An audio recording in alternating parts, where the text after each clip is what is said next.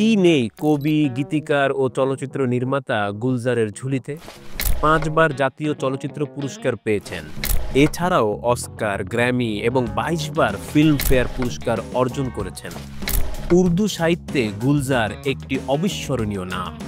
আর সেই গুলজারের জীবনের মোড় বদলে দিয়েছিলেন বিশ্বকবি রবীন্দ্রনাথ ঠাকুর।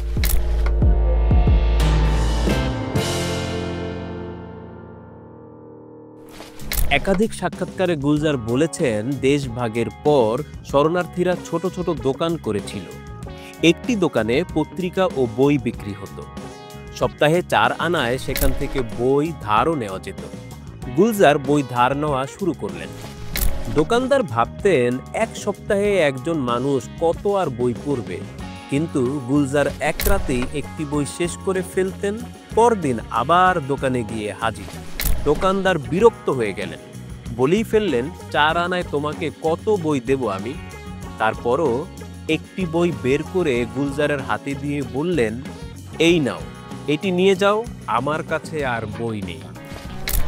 বইটি ছিল রবীন্দ্রনাথ ঠাকুরের ইংরেজি কবিতার বই দি গার্ডেনার। এই মুহূর্তটিকে কবি গুলজার এভাবে বর্ণনা করেন, সেই দোকানদার জানতেন না, যখন তিনি ওই বই বের করছিলেন তখন আসলে তিনি আমার জীবনের মোড় ঘুরিয়ে দিচ্ছিলেন। এক কবির বই আরেক কবির মনে গেঁথে যায়। বইটি পড়ার পর গুলজারের পড়াশোনার ধরন একেবারে বদলে যায়।